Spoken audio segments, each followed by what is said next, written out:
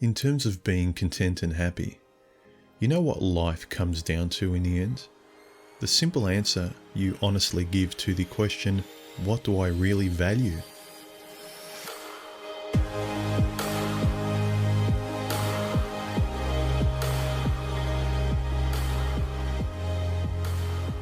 What do you value?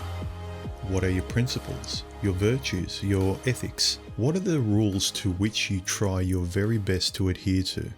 And you can't really blame women in the world. They are as they are. Or MGTOW philosophy. All it is largely rational information. It is what it is. You have to determine what is valuable to you. What does your lived experience tell you? What does it finally bring into clarity as true to you to start valuing and recognize as important enough to grasp and take so wonderful, confident self-ownership with? Or not, it's up to you. It's your life. Maybe you know you're more content without peeking over that fence. The red pill isn't for everyone after all. And look, we're all human. We're not perfect, sure. But from experience, don't be lazy, gentlemen.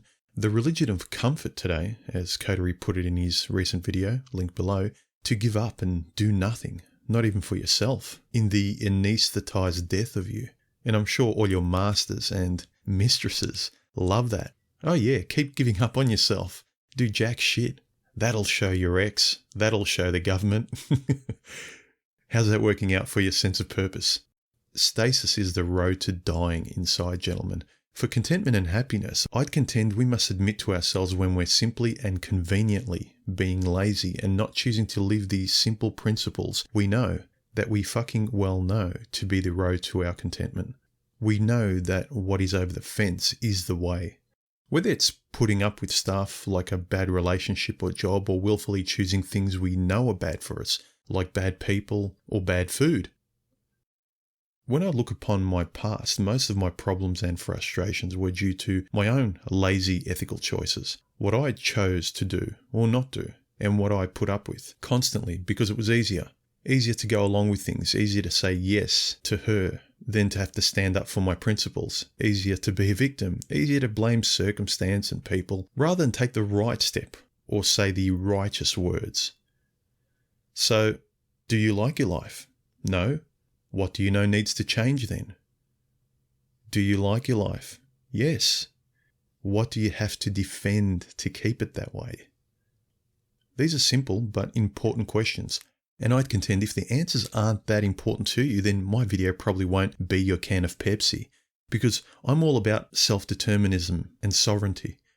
You know, I always liked my life and particularly my freedom. Thus, whenever I felt a female pulling me away from my autonomy and from who I was aware of what she was dragging me away from. She was dragging me away from me, the free life I loved. I remember once a few years back, I was on autopilot, as we're all prone to do in our lives. I had a very well-paying job. That wasn't particularly rewarding, but it took up all my daylight hours from Monday to Friday. And as well as that, I also had a needy, though sexy girlfriend that took up all the rest of my time. I barely existed, gentlemen. I was not fulfilled nor happy. This is a cliche, I know. What I was empty, claustrophobic, and spent. I ostensibly had it all on paper, but my inner world was all grey. I wanted it to be colour again. I felt all I was belonged to others and their routines. I wanted my life back. And so what is the price for what you value? We often forget about the cost of following other people's lie, the cost on our lives, and often people who have no clue who they are leading you, strapping a riding harness on your back as they say giddy up, playing horsey as they get validated as a little girl by your actions, by your validating her delusions as a horse. May I suggest you stop, gentlemen? How much will acquiescing blindly to other people cost you? And I'm not simply talking about the dollar value of a thing, but also everything up to and after signing yourself over to it. As Henry David Thoreau once famously said, quote, "The price of anything is the amount of life you exchange for it," unquote. How much of your life would you exchange for what you love above all else? Living your life to get it. And more importantly, keep it. Would you sacrifice it all for that coveted, overpriced female Ferrari? Is the value of that Ferrari that important to you? More important than you, even? Well, it must be if life is nothing without that precious female Ferrari, right? These are important questions. Is something outside of you more valuable than you? Or someone outside of you more valuable than you? Were you born to live for other people? Is that what you're telling me? These are important questions. Hey, value what you wish. I'm just suggesting you be honest about it. For instance, what would you be willing to give up yourself? Are you even aware that you'd be giving up yourself to get that coveted thing outside of you for status or a person? Ask the naive soon-to-be husband on that altar saying, I do, if he knows.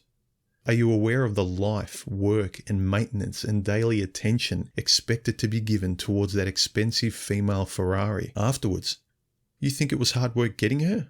Wait for the real work now, keeping her. After all that investment, all those years of working to get her and wanting her, and you finally make her yours now. Yours, yeah right. Remember Fight Club, gentlemen? Quote, the things you own end up owning you, unquote.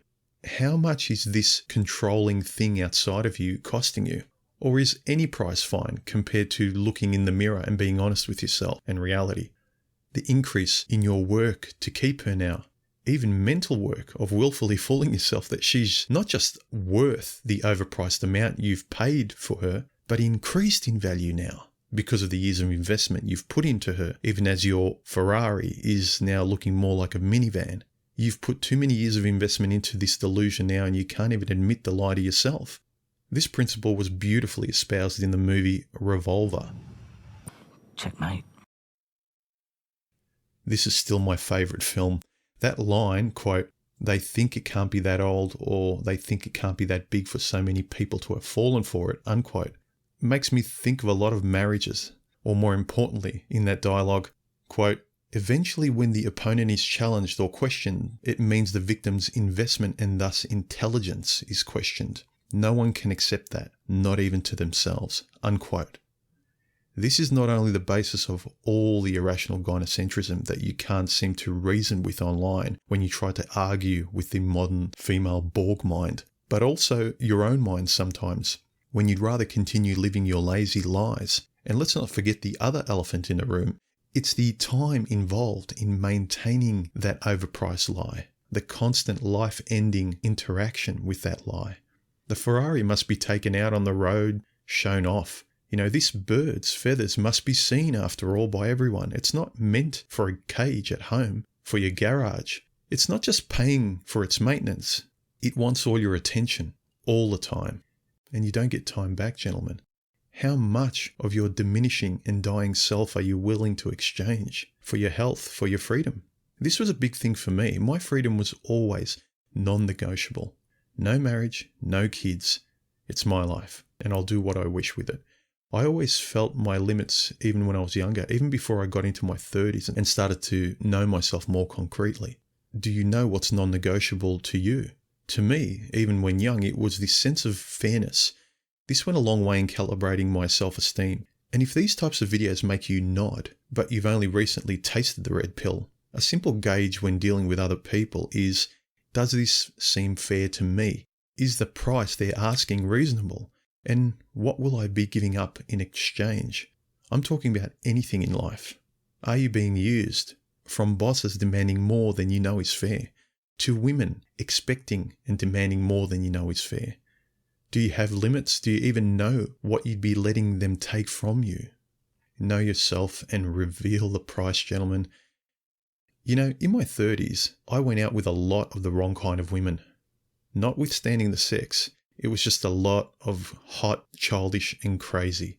And it's only now in my mid-40s, in retrospect, that I realised that whenever I said to myself, yes to these idiots, to crazy, when I said, fuck it, let's just have fun with this crazy bitch. It doesn't have to be serious. You only live once. It's not like I'm going to marry her. We both want to.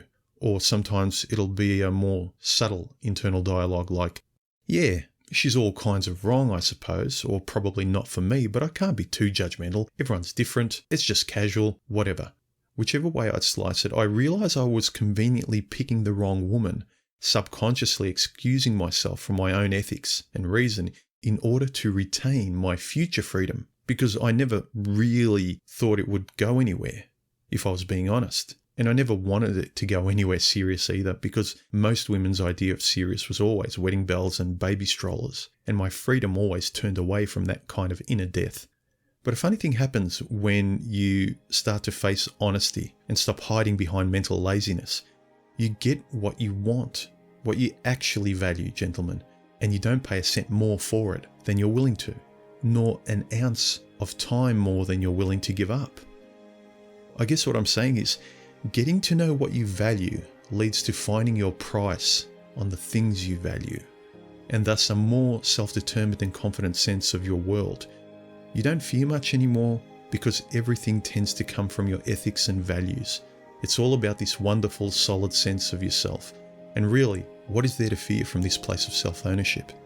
Not much. Go your own way and find out what you value in life, gentlemen, and what is never for sale. Later. Please share, like, comment, subscribe, and don't forget to hit the bell icon once you've subscribed to be notified of my next video.